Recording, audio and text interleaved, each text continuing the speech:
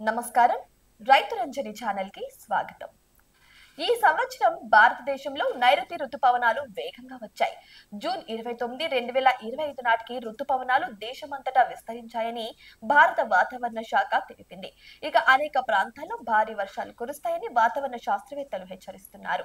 సాధారణంగా జూలై 8కి కాస్త అటు ఇటుగా రుతుపవనాలు దేశం మొత్తం వ్యాపించే కంటే ముందే 9 రోజుల ముందే రావడం కూడా ఇక విశేషమని చెప్పొచ్చు.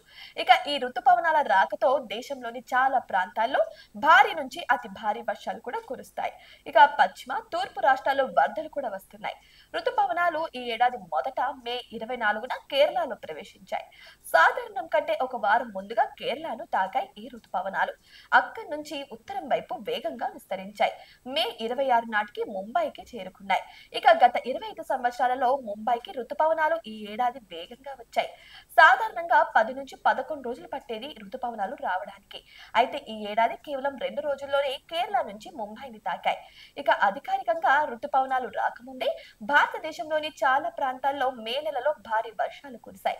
ఇక మధ్యధర ప్రాంతం నుంచి వచ్చే తుఫాను సాధారణంగా మే నెలలో 1 లేదా 2 సార్లు వస్తాయి. కానీ ఈ సంవత్సరం ఐఎండీ డేటా ప్రకారం 5 నుంచి 7 సార్లు వచ్చాయి.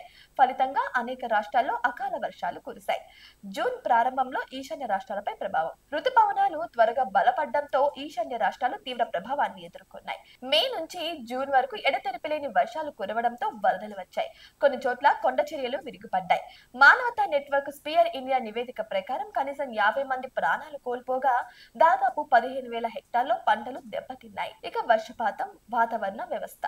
గత 24 గంటల్లో మధ్యప్రదేశ్, ఉత్తరాఖండ్, అండమాన్ మరియు నికోబార్ దీవులు, పంజాబ్, హర్యానా, పశ్చిమ రాజస్థాన్, ఉత్తరప్రదేశ్, ఇతర ప్రాంతాల్లో భారీ వర్షాలు కురిశాయి. కేరళ, బీహార్, గుజరాత్ మరియు మహారాష్ట్రలలో గంటకు 40 నుంచి 70 కిలోమీటర్ల వేగంతో గాలులు, ఉరుములు, మెరుపులతో కూడిన వర్షాలు కురిశాయి. ఇక తెలంగాణలో వర్షాలు. తెలంగాణలో 2 రోజుల పాటు పలు జిల్లాలలో వర్షాలు కురుస్తున్నాయి. ఇక కొమరం భీం, ఆసిఫాబాద్, మంచిర్యాల, నిజామాబాద్, మహబూబాబాద్, ఇక వరంగల్, హన్మకొండ, భైశంకర్, భూపాలపల్లి, ఇక పెద్దపల్లి, భద్రాద్రి, కొత్తగూడెం జిల్లాలలో వర్షాలు కురిసే అవకాశం ఉందని యెల్లో అలర్ట్ జారీ చేశారు. గంటలకు 40 కిలోమీటర్ల వేగంతో గాలులు కూడా వీచనున్నాయి. ఇక ఏపీలో కూడా వర్షాలు పడనున్నాయి. ఏపీలో నేడు శ్రీకాకుళం, విజయనగరం, పార్వతీపురం, మన్యం, అల్లూరి సీతారామరాజు జిల్లాలలో అక్కడక్కడ మోస్తారు వర్షాలు కురిసే అవకాశం ఉంది. ఇక మిగతా జిల్లాలలో తేలికపాటి వర్షాలు కురిసే అవకాశం ఉందని ఏపీ విపత్తుల నిర్వహణ సంస్థ తెలిపింది.